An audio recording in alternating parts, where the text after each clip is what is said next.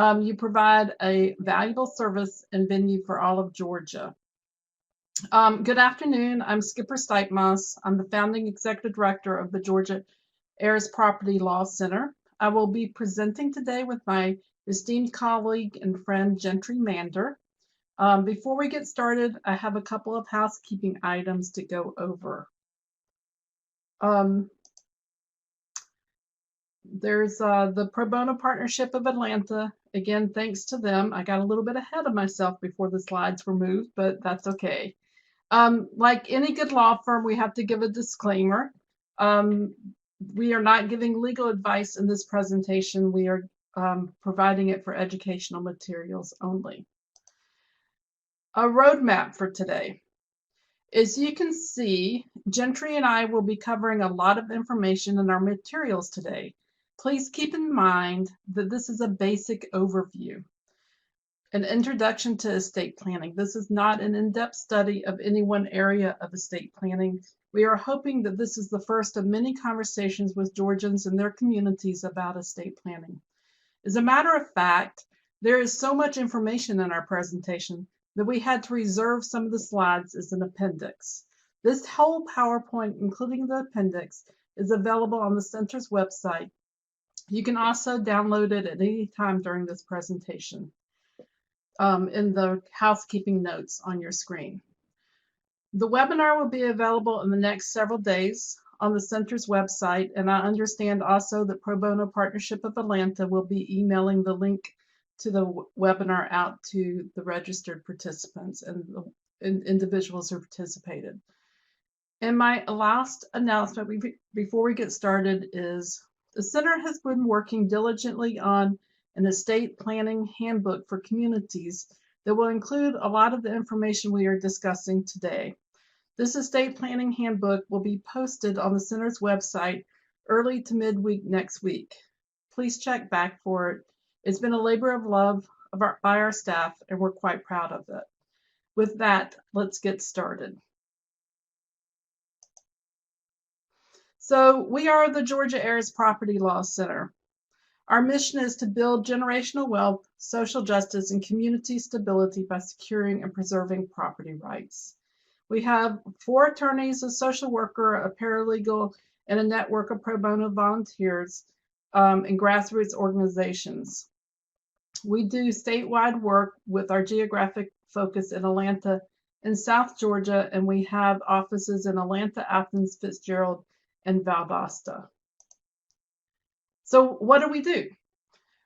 We work in 3 buckets. We provide legal support for families, individuals, nonprofits, and municipalities through title audits, clearing title, and remediation of fractured title. That's one bucket. The second bucket, and those titles are cleared because they are HEIRS property, and we'll go into more definition of what exactly HEIRS property is in a few minutes. The second bucket we call land loss prevention, but most attorneys, well, I would say all attorneys, call it estate planning because it's only through very intentional and wise estate planning that you can prevent HEIRS property. And the third bucket is asset education, where we work with individuals and communities on how to build the assets that they have in real property, whether it's a home or land. And our asset education can be as simple as making sure that a client has a reputable realtor when they are ready and decide to sell the house or property that we cleared the title for, or it can also include extensive education through many academies on programs around forestry and agriculture. So with that, I'm going to turn it over to Gentry and let her talk to you about estate planning. All right. Hello, everyone. So what is estate planning? I'll first start with a definition of an estate. An estate is anything you own. So that can be real property, land or homes, tangible personal property. Those are things that you can pick up and move, cars, china, clothes, and also your cash or any kind of brokerage or investment accounts. So estate planning is the process of anticipating what will happen with those assets when you die, but also who will manage those assets and care for you in the case that you become incapacitated. So a complete estate plan consists of an advance directive for healthcare, a financial power of attorney, and a last will and testament. A complete estate plan for some people may also include a nomination for a guardian or a conservator or some type of trust. Who needs an estate plan? Everybody needs an estate plan. People think, well, I don't have any assets. I don't need an estate plan. I don't own property. I don't need an estate plan. And as you saw on the previous slide, an estate plan is so much more than a will, which is what just is the avenue, the vehicle for disposing of your property at your death. But an estate plan also includes who's going to make decisions for you in the case of your incapacitation and who's going to help you manage your assets while you're still alive. So there's much more to it. We're going to go over them all now. An advance directive for healthcare. An advance directive for healthcare. So wait, Jensen, I'm going to ask you to pause for a moment because we're getting comments that the sound is a little bit, that there's feedback on the sound and the sound is shaky. So I'm not sure if there's anything to be done about that. The best thing to do, this is Randy, the best thing to do is if the users will come in through the application, and if they're having issues, probably the best thing to do is to log out and log back in, and it'll say whether to do it through the browsers or the application, and then come back in through the application. The notes in the middle of the screen will provide that same information.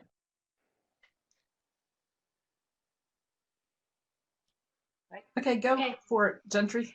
So an advance directive for healthcare, it's a statutory form that can be found in the Georgia Code, and it performs three major functions. The first one is to appoint a healthcare agent who will make decisions for you, make health decisions for you, in the case that you're unable or unwilling to make them for yourself. The second function allows you to pre-select treatment preferences in the event that you are in two particular health situations and you cannot make decisions for yourself. And the third allows you to nominate a guardian in case that a court decides that a guardian is needed. So the benefits of a health directive is that it protects you when you cannot communicate for yourself.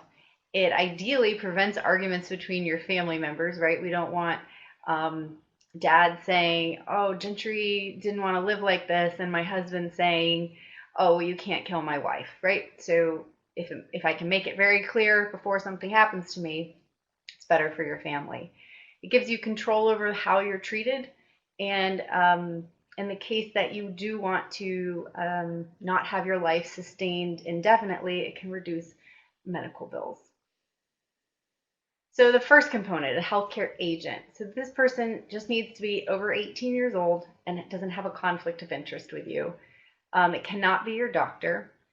And it's a good idea to talk to the person that you hope to nominate and make sure that they're comfortable with the appointment.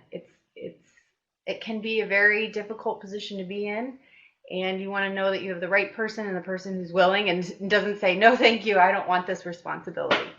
For example, my dad took my mom off of his because she said, I can't make these decisions for you. So he put my older sister on there instead. So we had that conversation and decided that somebody was a better pick.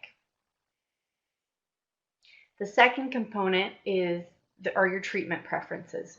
So in the case that you're in a terminal condition or a permanent state of unconsciousness, those are the legally defined terms. And we're not talking about a terminal condition where you have terminal cancer and you may have 9 months to live.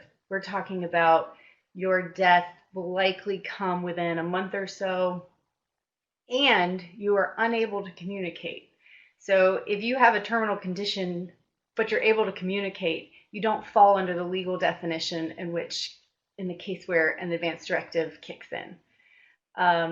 So your options, if you're in these two conditions, is do everything possible to extend my life, do nothing extraordinary to extend my life but pain medication. Or the third option is kind of a choose your own, I don't want to say choose your own adventure, but so do the following. So you can pick what it is that you want done to you if you're in those situations. Now, ultimately, it's your healthcare agent that is going to be directing the physicians. But so this is good guidance. It's clear and convincing evidence of what it was you wanted done to you if you can't communicate for yourself. The third component is the nomination of a guardian. So this is only if a court decides that you need a guardian. So you lack capacity to make responsible decisions concerning your health or safety, and if the court finds that an appointment is in your best interest. So the court will give priority consideration to the person that you nominate. So this also prevents family fighting over who is going to be the guardian. You've already made it clear who you want. And the court would only pick somebody else if there was a really strong case that you didn't pick the best person for yourself. The financial power of attorney. There is also a statutory form in the Georgia Code that we recommend people use. This is so that when you take your financial attorney to a bank, financial power of attorney to a bank, it's a document that they've seen over and over again, and you don't get hung up in waiting for banks' lawyers to review your documents. So a financial power of attorney allows you to appoint an agent to manage your financial affairs, either for your convenience or if you are physically or mentally unable to do so yourself. So we recommend that you have a financial power of attorney long before you might ever need one, because as soon as you need one, as soon as you're incapacitated, it is too late to get one. And so it's one of those things that you want to have in your back pocket so that when the time comes, even if it's temporary, you have the right documents in place to manage your life, right? Pay your bills and write checks and just do what needs to get done to make sure you're taken care of. These are very powerful documents. Basically, a financial power of attorney gives your agent the power to do anything that you can do yourself. And so it needs to be somebody who is immensely trustworthy to manage your affairs. So basically, the power of attorney, it gives your agent power to sell real property, to sell personal property, to manage your bank accounts, to manage your stocks and bonds, to manage businesses, to create trusts for you, to pay, to expend your money to maintain your family. So it's very powerful, but very, very important. A financial power of attorney typically takes effect immediately, but the agent must have the document in their possession in order to utilize its power. And the agent's power ends upon your death, or upon you signing a revocation, or upon the appointment of a guardian or a conservator over your affairs. So one of the things that's confusing to people is that they have the power of attorney, and they think that that also means that they can manage your estate after you pass away. This is not the case. Like I said, a power of attorney ends at your death. And so if somebody needs to manage your affairs after you've passed away, they need to either be your executor, who has gone through the probate process and has been appointed by the county to be your executor, or an administrator that has been appointed by the probate court. Guardians and conservators.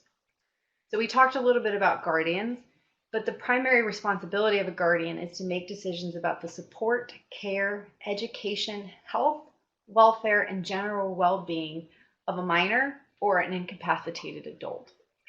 So there are several types of guardianships, and they're not necessarily exclusive, but a standby guardian is a specific form that you kind of it's one of those things that you have in your back pocket, where it allows a natural guardian, so typically a parent, to designate someone to be their child's guardian for a limited period of time, for 120 days. in the case that they're still living, but they're unable to care for their child. A temporary guardianship is what it sounds like. It's a temporary situation. It's typically used for when you need to get children into a different, they need to go live with somebody else, to go to a different school. Permanent guardianship is only allowed when both parents are deceased, or if the living parent's parental rights have been terminated by a court. So that's not legal guardianship. It's not saying they don't have legal guardianship. It's saying that their rights have been terminated. So that's a pretty serious process. The testamentary guardian would be a permanent guardian, but it's a guardian that's nominated through a will. So if you have a will and you have typically minor children, you would put in your will a provision for who you would like to be your guardian for those children upon your death.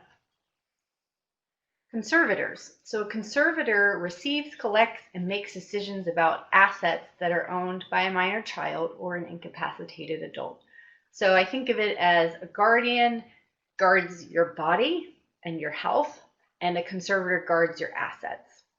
So similarly, you can nominate a conservator in your will, you can nominate it in your financial power of attorney, or you can make a separate nomination of conservator petition. So that's a freestanding document. Trusts. What is a trust? A trust is an entity, like this blob, this intangible entity created by a person, the grantor, to hold assets, which will be managed by a person called a trustee, for the benefit of a beneficiary.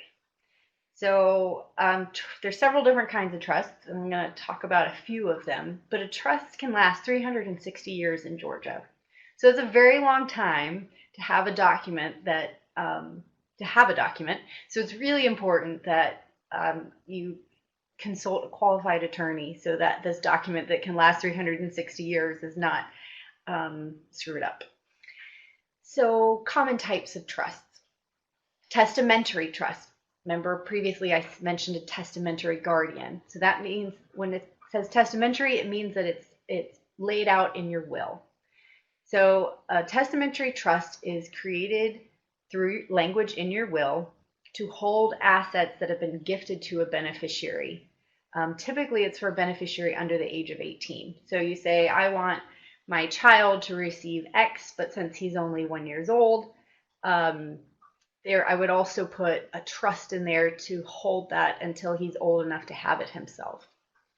You can also create testamentary trusts for incapacitated adults or adults with special needs.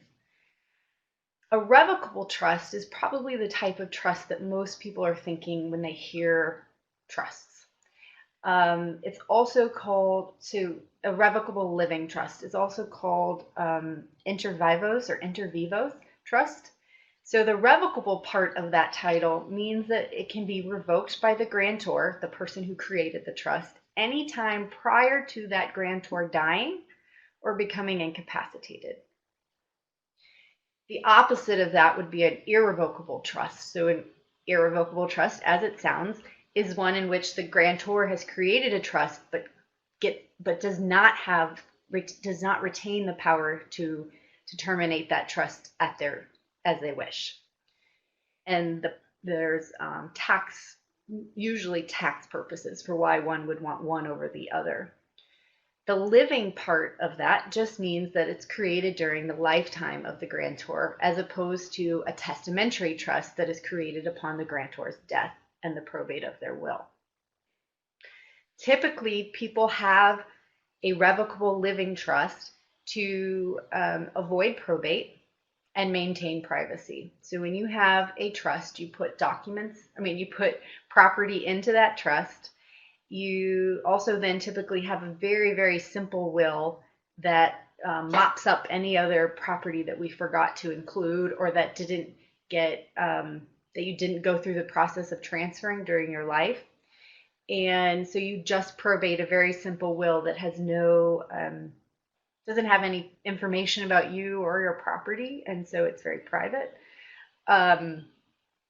So, it's debatable over whether a revocable living trust is something that you might even need in the state of Georgia, because the probate process here is fairly simple.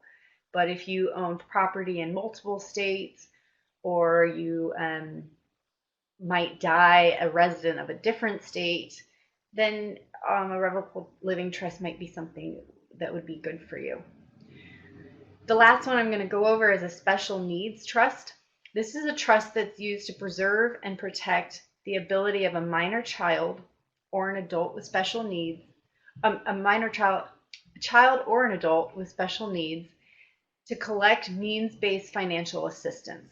So you may know that many federal benefits or state benefits are means-based. That means that the government looks into how much you have in assets, and there's an assets and income, and there's a limit to what you can receive in assistance from the government based on how much you own. And so the concern is that somebody who definitely needs federal assistance, if they inherit something, or if they inherit too much, they might get kicked off their benefits, and the process of getting those back can be challenging. And it's not a very high threshold for losing those benefits. And so a special needs trust is a way it has very specific rules within the language about how the money that's in that trust can be paid out to the beneficiary, to the person with special needs. And it's crafted in a way that because the person with special needs does not have access basically to that money at their own will, the government doesn't consider it their property. And so that money can be used to supplement any kind of federal assistance, so that basically for quality of life purposes. Let's see. This can be created through a will, so it would be a testamentary special needs trust, or it can be created as a freestanding trust during the grantor's lifetime. Last will and testament.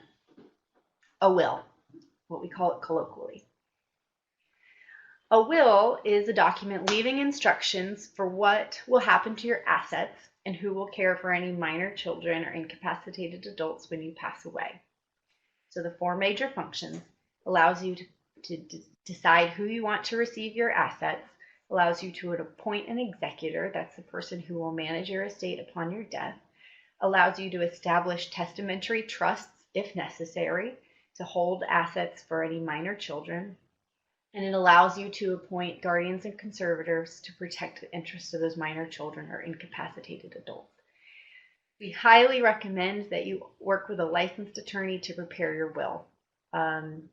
Every client I've ever had has always thought they just need a simple will, but they haven't gone to law school and they haven't practiced in estate planning, and fewer people have simple trusts simple wills than you might think. And so an online will is just not going to cut it for most people, and you don't know if you're one of those most people or not. So please work with an attorney. Why do you need a will? A will ensures that your wishes are carried out exactly as you want them by the person you have chosen to be in charge of that process. It allows you to leave your property, your real property, your homes or land, to people in a way that does not create heirs property. It allows you to choose somebody trustworthy to care for your minor children. It protects the financial interest of your family. If you decide to bring your family into the estate planning process, it also gives them a chance to be part of the decision making. This might also, in some cases, limit the family discord. It helps when your kids already know what to expect, and when they read the will, it's not just a shock to them. And it gives family members time to grieve without arguing over what you wanted, or who should be the guardian, or who should be in charge. So when you say what you want and make it clear, it's just easier for your family to to accept. Even people who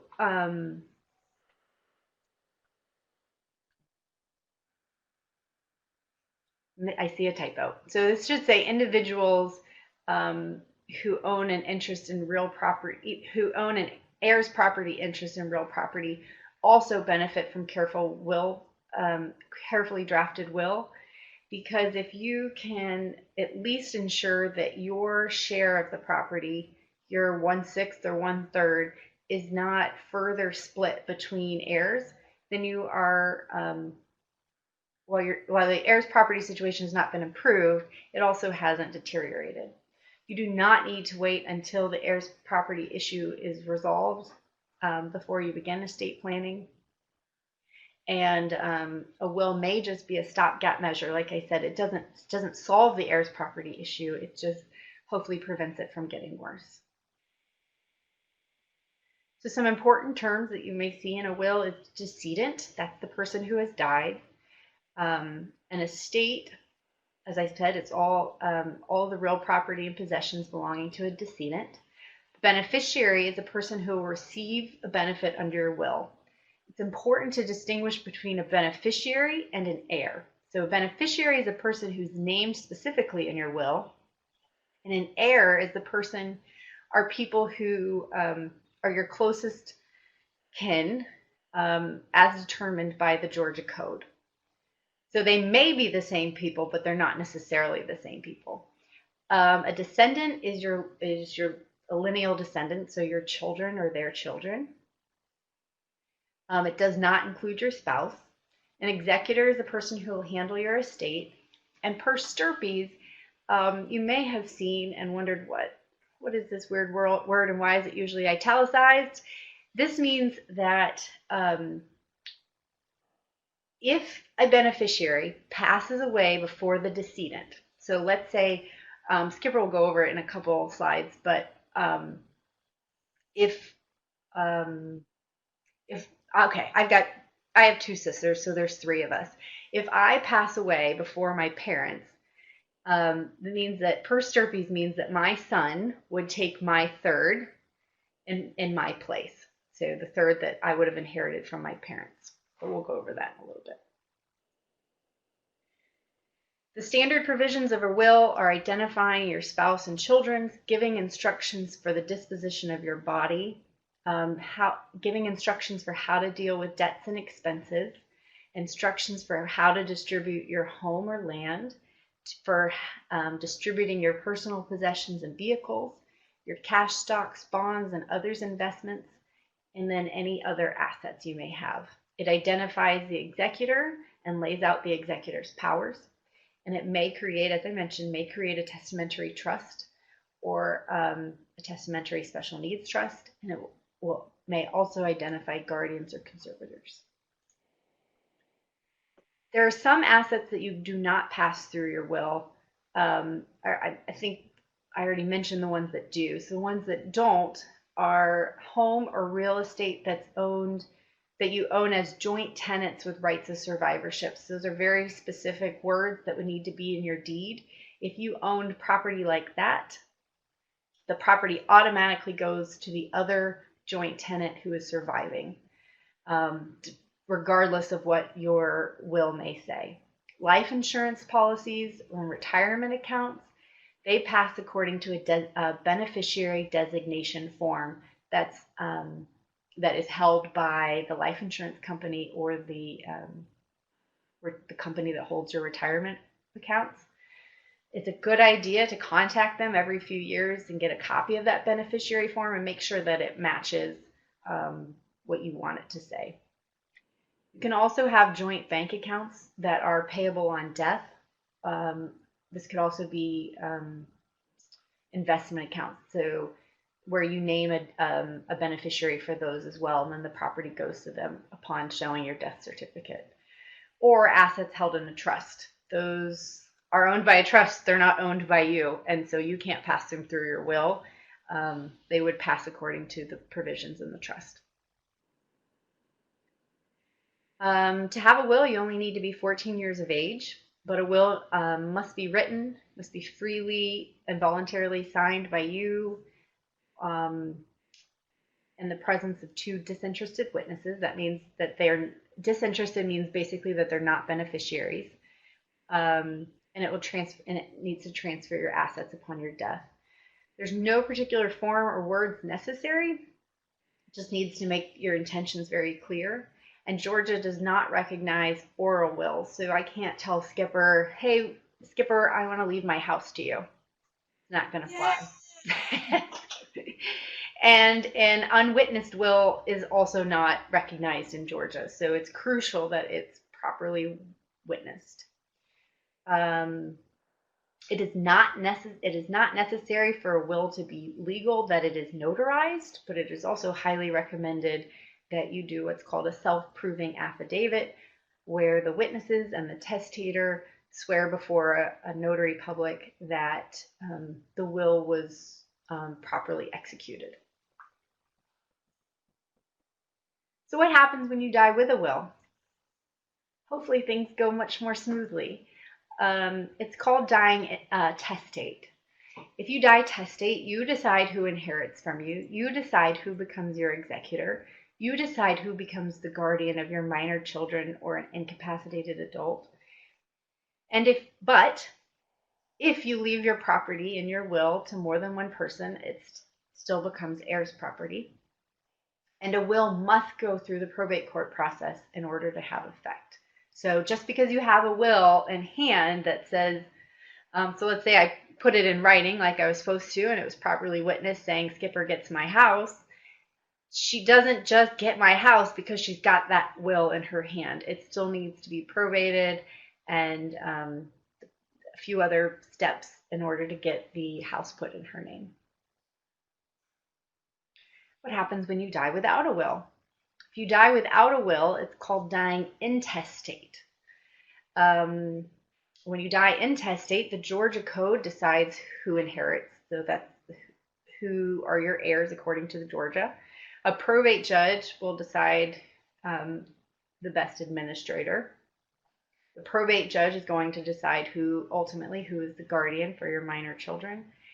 And if you own real property and have more than one heir, so that's if you have a spouse and a child, you now have two heirs, it becomes heirs property. And we're going to talk about in a bit why that's not necessarily the best way to own property. Dying intestate is a problem because, like I said, Georgia decides who inherits your assets, and that might not be who you wanted. Your assets are divided equally, and maybe you didn't want to leave it equally. Maybe you have a child with greater needs than another child, or a child that you don't want to give anything to. Dying without a will can increase the risk of family discord and disputes because your intentions are not clear, and it lets your family argue over what they think your intentions were. Well, Mom said that I was going to get the house. Well, Mom said that she was going to give me the car. Don't you remember at Christmas when Mom said this? You don't want to leave your kids in this situation. So it's a good idea to have a will and a complete estate plan. So I'm going to briefly go over the rules of intestate succession. This is what happens when you die without a will, who your heirs are.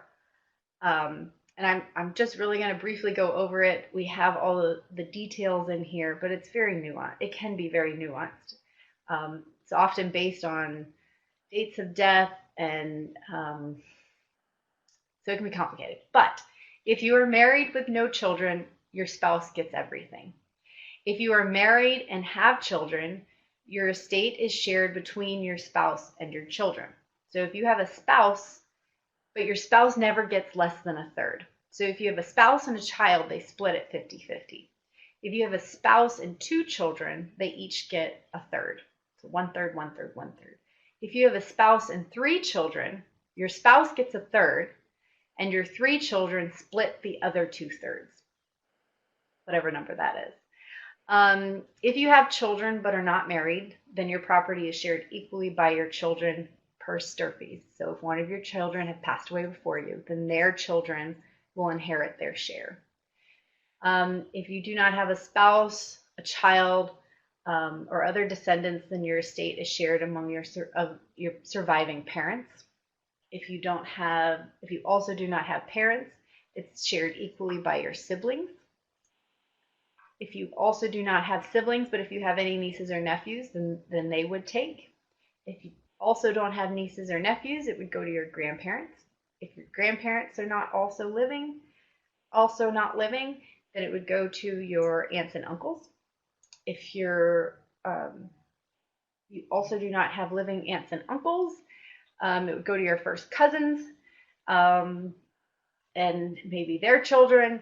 So the state wants to find somebody to take it, but if you don't have any, then your property is sheets to the state. All right, Skipper, tell us why heirs property is a problem. Okay, so heirs property, what is it and why is it a problem? Thank you, Gentry. That was very thorough and very interesting. Heirs property is home or land that has been passed from generation to generation in such a way that multiple people own it. The last known deed for the real property is typically in the name of the deceased relative. This results in fractured or tangled title. Sometimes it's called grandpa's land or family land, but there's no clear title to it. It's owned by many different people, sometimes over several generations.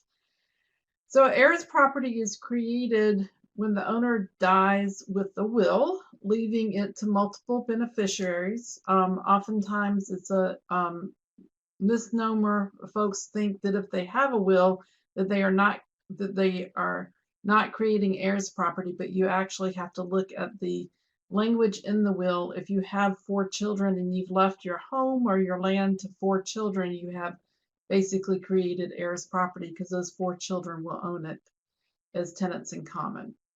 And it's also created when the owner dies without a will, so the real property passes to heirs at law via intestate succession. The process that Gentry just went through. There are a couple of other ways that heirs property is created, which are a little bit odd. Sometimes through divorce agreements, a divorce attorney may say that the divorced the divorced individuals will keep the house in each other's names and continue until they decide to sell it. And if a divorced person remarries and then passes on, then you've ended up with a divorced spouse, the spouse of the divorced person with the wife of the one before, and you end up with a mess. Anyway, you want to avoid heirs property through any mechanism. So how prevalent is heirs property in Georgia, and who does it impact? In 2017, the University of Georgia Carl Vinson Institute and the USDA Forest Service did a study based in Georgia, and in that study they determined that probable heirs property was over $34 billion worth of property that's at tax appraised value. That's about 11 to 25% of parcels in every county in Georgia, and Georgia has 159 counties. Also, heirs property is created every day as owners die without wills or don't engage in thoughtful estate planning. So who does it impact? It impacts all of us.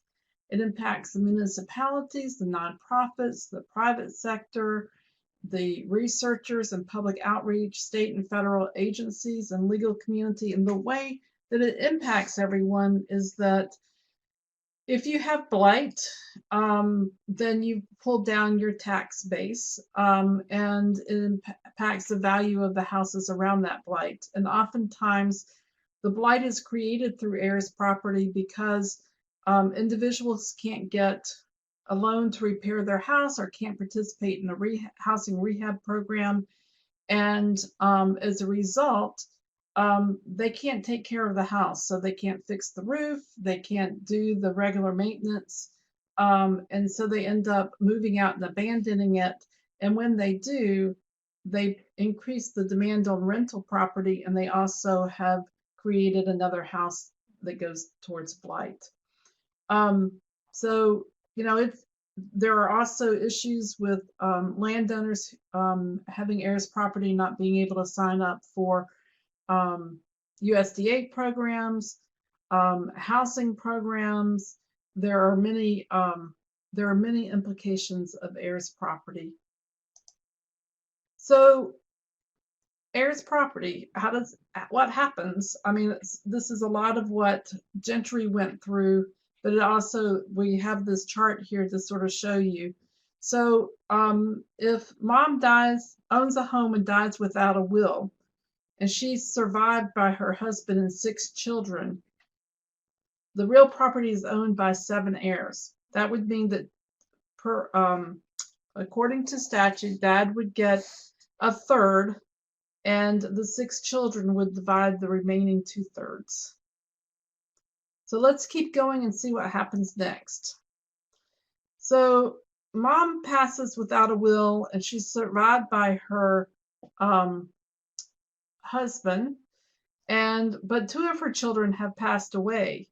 Well, those 2 children's children step in to receive the share that Amy and Frank would have shared. So suddenly the real property is co-owned by 11 heirs.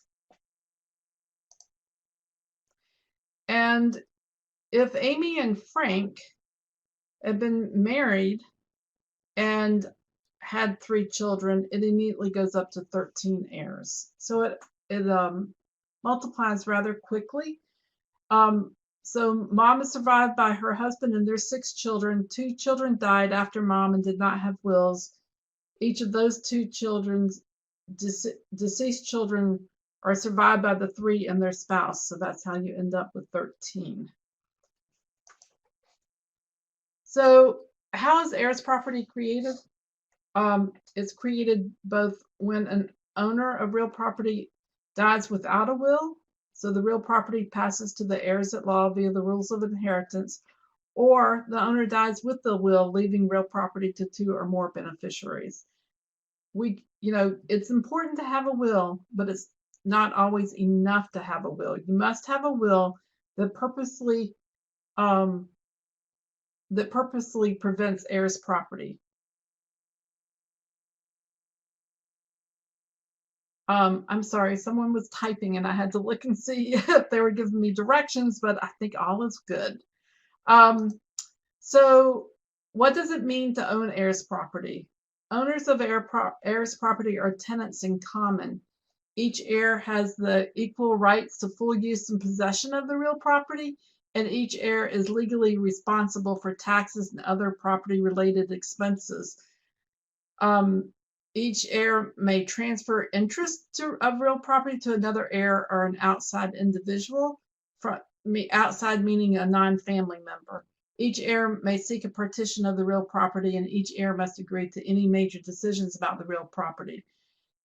So a couple of things. One is that there are a lot of myths around the heirs property, and we have a myths and facts sheet on our website that you can go to. But I always like to point out that paying property taxes on real property does not increase your legal ownership of it unless you have a written agreement with the other tenants in common that you are paying the property taxes and therefore will be either reimbursed in the future or that you are basically purchasing parts of their interest. The other thing I also always point out is there is a myth that there's a belief that owning heirs property as a family protects it more because it's just your family. But what happens over time is that fewer family members are on that property and they have moved on. individuals may contact them who are not family members and offer to purchase their interest. And oftentimes, if that family member hasn't either been on the property or is in a financial squeeze or is just ready to move on, they can sell their interest to an outside individual who then can sort of force a sale from the rest of the family members, or else file for partition and proceed through some other legal avenues. So just owning property with your family doesn't mean that it will always be your family. There are lots of individuals out there who will purchase from family members in order to get access to some of the legal rights of owning the property through tenants in common. Why is it a problem? Individuals living on heirs property face an increased risk of forced sale and eviction. We actually have a client now who has 45 days to come up with the funds to purchase out her interest. And we are really excited because we were just informed that she's been able to raise that money so that she can stay in that house. Otherwise, she would be forced to move out. Heirs can't sell, mortgage, or lease the property without the agreement of all heirs. So if the roof needs to be repaired and you don't have the cash on hand, you can't get a loan, you can't participate in a housing rehab program, you're without getting the agreement of all heirs. And then heirs also have more difficulty farming, qualifying for agriculture loans, and selling of agriculture products. That means timber and crops and whatever it is that the land is producing, hunting rights. You have to have the written agreement from all heirs. If you don't have the written agreement from all heirs, you are basically there are two things. One is you're basically ending up stealing. I hate to use such a strong term, but you're stealing from the other heirs. And the second thing is that whoever's buying it from you is probably not giving you the best price, because they sort of know it's a shady deal because you shouldn't be selling it anyway. So that presents some economic repercussions and also possibly some liability repercussions. Again, heirs can't qualify for rehab programs and may not be able to participate in government programs. Loan modifications or other loss mitigation programs when facing foreclosure. And property tax. One heir can't qualify for the conservation use tax reductions or homestead exemptions or other property tax exemptions. There are some property tax exemptions that collectively, if all heirs agree, they can qualify for, but homestead exemption is not one. And we actually had one client come to us. We were able to clear up her title, but she came to us. She'd been living in the house for 30 years and did not realize she didn't have clear title until she went to apply for homestead exemption. And she was rejected because she didn't own the house. So again, family disputes and discord. Otherwise, rationally reasonable people start arguing. You can lose a connection to farming, family history, and community, and lose a sense of independence associated with ownership. It prevents generational wealth. You can't open a line of credit or a mortgage. A lot of this is repetitive, but a lot of it is just really important to recognize that I just saw a typo too, that it plays out in many different ways. So when you have clear title, you can open a line of credit. You can use the real property as collateral for a loan. You can generate income by leasing the home to renters. We have one client we cleared the title for, and she set up an Airbnb, and she called us about a year later, and she was really excited because she had actually had to pay income taxes for the first time in her life because she'd made so much money on her Airbnb. You can generate income from farming or selling natural resources, and you can sell the real property if you decide to, and you can pass on the real property with the issue resolved to your family. So, how can estate planning prevent heirs property? You can own it through the estate planning. You can decide to go into joint tenants with rights of survivorship, and that is an actual kind of deed. And that deed basically says that if Gentry and I owned a house together, that if I were to pass, it would immediately go. Gentry would have the right of survivorship, and she would own it. And if Gentry were to pass first, I would have the right of survivorship and I would own it. You can prepare a will that directs exactly how you want your property handled. You can leave a real property to a single beneficiary, or you can instruct your executor or executrix to sell the real property and divide proceeds between the beneficiaries. You can give family members the option to purchase. You can say, unless, I would like to sell, in my will, I would like to sell the property, but if one of my children would like to purchase and purchase the interest of the other children, I would be fine with that. And you can instruct the executor to divide real property among the beneficiaries. That would happen if there was a piece of property that was large enough to divide. And you can also place through your will, you can place, or actually even while you're alive, either way, I'm sorry, you can place real property into a limited liability company or a trust. How does heirs property, I'm looking at the time and realizing I told y'all we had a lot to go through, but it's all really good stuff. How does heirs property impact communities, nonprofits, and cooperative extension programs? Many blighted properties, old homesteads, or abandoned heirs property. Status makes it difficult for cities to identify owners and enforce code ordinances and collect property taxes. We actually get quite a few referrals from code enforcement. And heirs property is a contributing factor to the decrease in owner-occupied homes and family-owned farms. Heirs property hinders efforts to increase housing and family stability, and communities can lose funding for revitalization efforts if heirs property is pervasive. Oftentimes, heirs property actually impacts community revitalization in the planning process, because if they can't if the title is clouded, they can't spend the money on certain houses. So the houses that don't have clear title actually get the resources.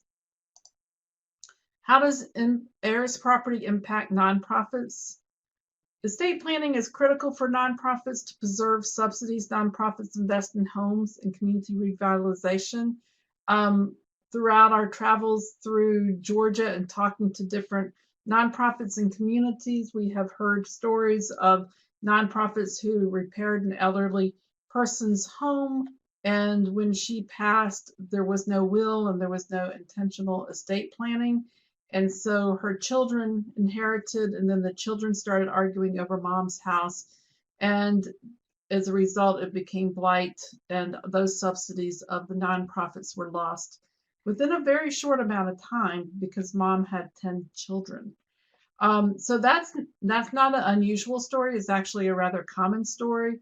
If you're doing home repairs in your nonprofit, you should also really consider doing estate planning and intentional will writing, or finding the resources too.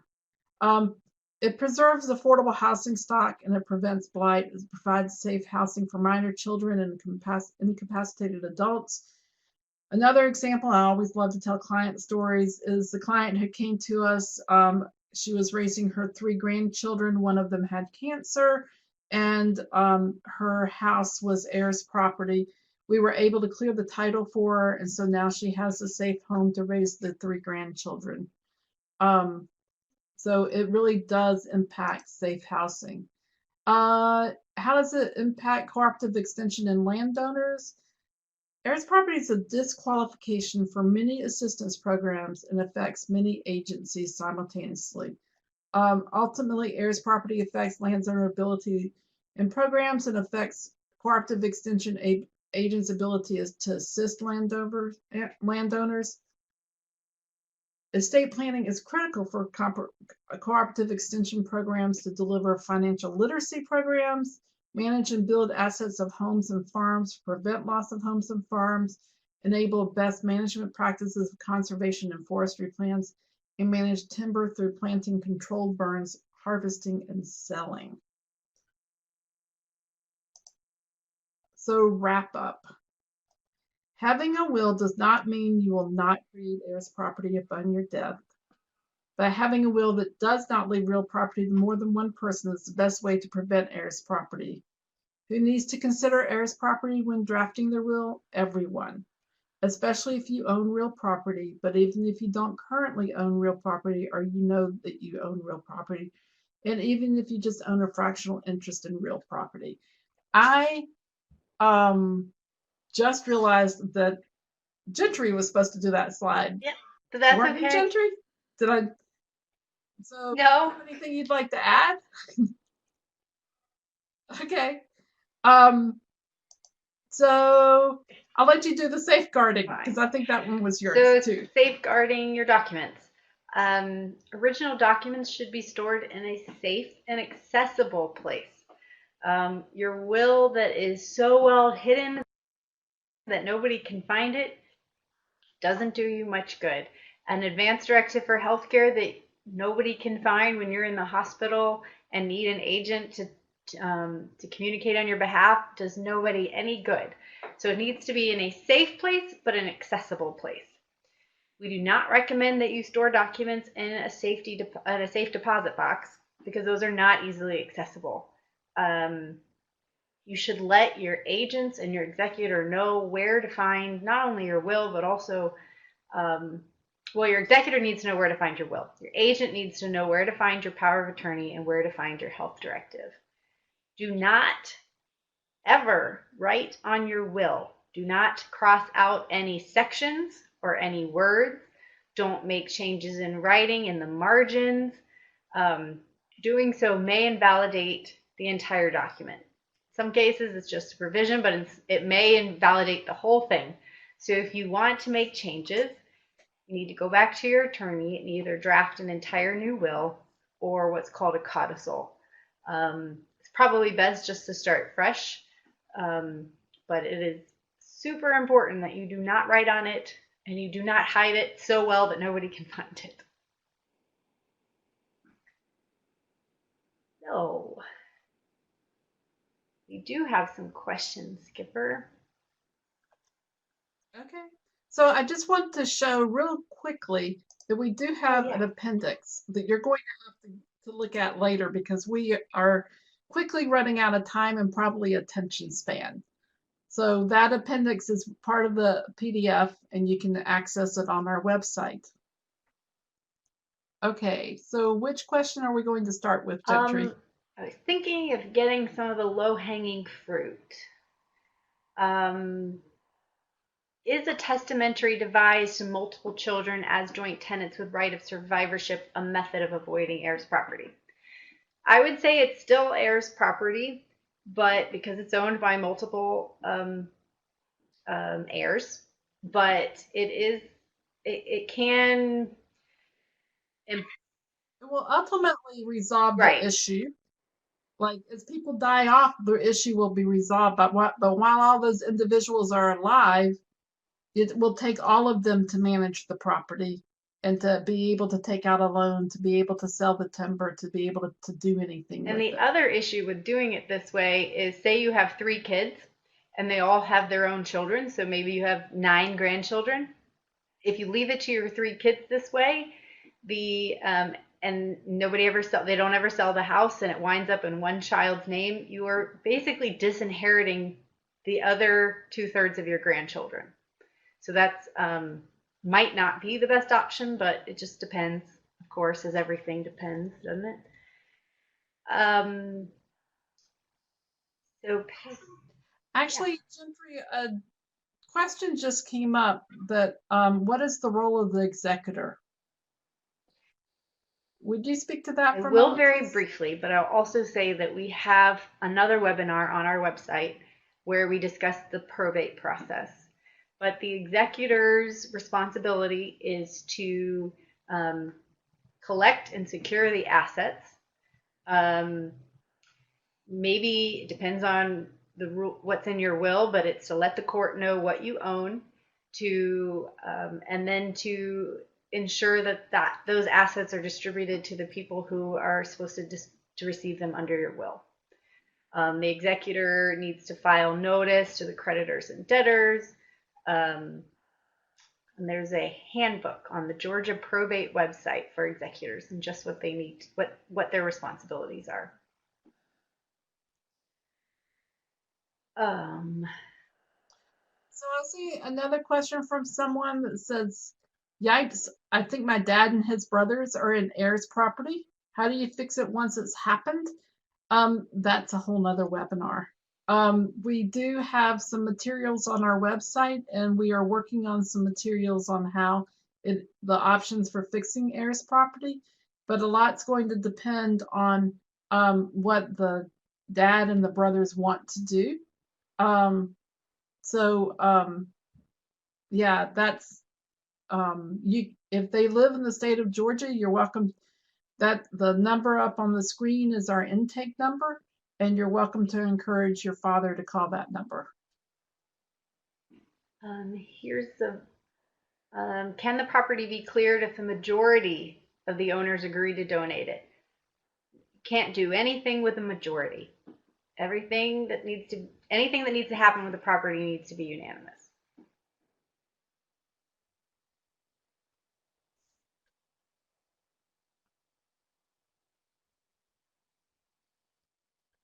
There's a question about whether or not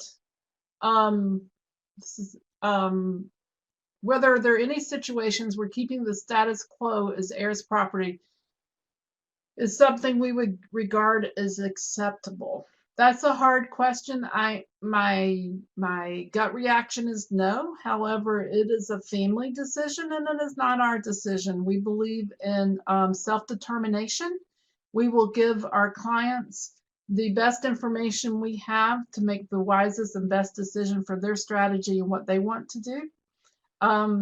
That said, if there was a tenants in common agreement about exactly how it was going to be managed and who was going to make what decisions and who was able to either rent or sell, who was able to live on the property, who was able to manage the property. I mean, it would basically end up very similar to an LLC management agreement with the tenants in common agreement. It would be a tenants in common agreement instead.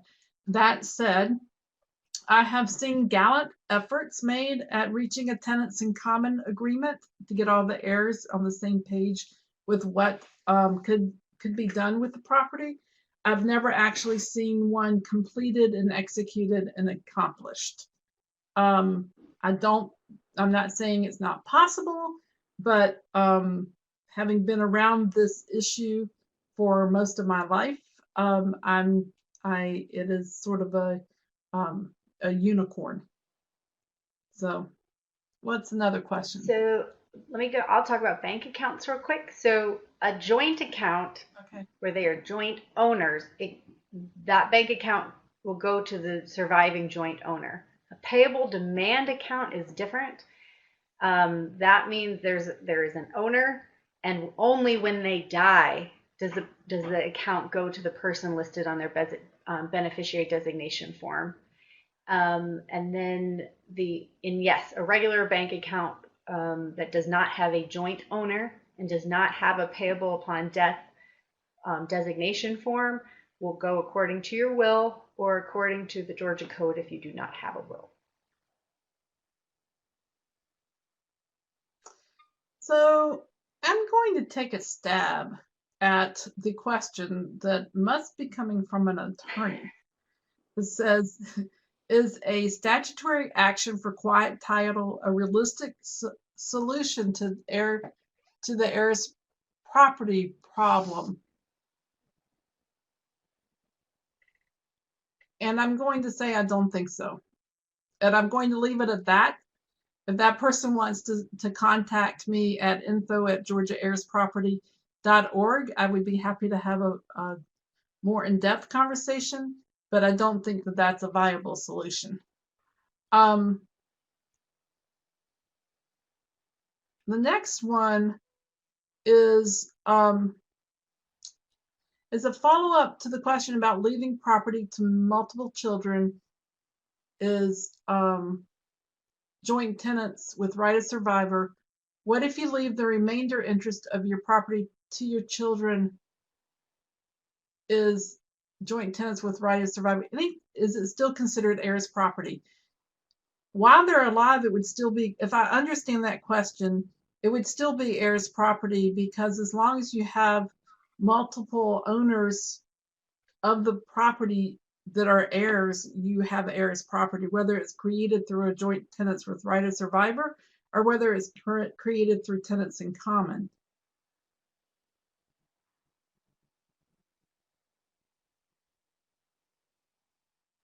What recommendation do you have when the agent in the medical directive address and/or phone number changes? If you're aware of it, then you would need to update your form. Maybe just attach a note on the back, write on a separate piece of paper, and staple it to your directive, saying that the phone numbers had changed and this would be the contact information. Or you can do a new one too. They don't. Health directive doesn't require a notary, so, and it is a form available online. So yeah. That's. So there's a question, if heirs property is owned, I'm getting the feeling that we need to do a webinar on heirs property sooner rather than later. But there's a question, if heirs property is owned, I'm pausing because there's typing going on which moves the writing. But if heirs property is owned by 5 individuals, sister and brother, and one of the siblings die, and that sibling has children, and the children inherit that sibling's share, will those children have any say in the decision making of the property? And the answer is yes. They own an interest. They are tenants in common. They are an heir. The amount of interest that they own has to be calculated based on whether or not there was a spouse that died, whether or not there was a spouse at the time that the original deed owner died. But they have a share. They're an heir. They have to be consulted for all decisions. They are an heir with the rest of the heirs. And not trying to ignore the question about inheritance fraud, but I'm not really familiar with that as a term in Georgia with a specific definition. So I'm not really sure how to answer, because I don't really know what the question is. So just wanted to let you know we weren't ignoring you. I just don't know how to answer it. Yeah. So that actually brings up a really good point, and I want to make sure that everyone knows that this is very Georgia specific, and we are talking solely about Georgia law. And I'm not sure if there is a definition of inheritance fraud in Georgia.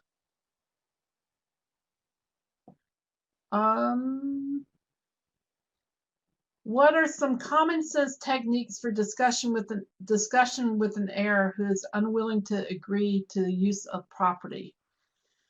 That is a complicated one. That's a lot of, sitting down. What we do with our clients is we sit down and listen to where they are and what their goals are, what they want to do with the property, and then we try and come up with whatever legal strategy we can use to make sure that everyone involved can achieve the same goal. But we also will use the legal tools available to us to resolve the issue. I'm not sure a lot of it depends on personalities and what the long-term outcome, what the long-term goal is. For example, we had one client who wanted to participate in a forgivable loan program, but she owned the house with her nephew, and the nephew did not want to sign over his interest in the property. So we were able to get a limited power of attorney from the nephew for the aunt to participate in the housing program, and she was able to repair her home. So sometimes it can be something like that we work out within the family to make sure that the strategy of where we're going is achieved. We weren't able to clear title with that particular situation, but we were able to preserve the asset. Ooh. If there is an heirs dispute, do you suggest that all parties get an attorney? No one size fits everyone. There's no quick answer to that one. It totally depends on the situation and what the family wants for the outcome. We have worked with clients where all parties had attorneys, and we have worked with clients where not all parties had an attorney. And I think that is the last of our questions. And I think we're also running out of time. It sounds like we have a few more webinars to do. And I really appreciate everyone's time and interest in this subject. And we really do hope and believe that this is the first of many conversations to come about estate planning.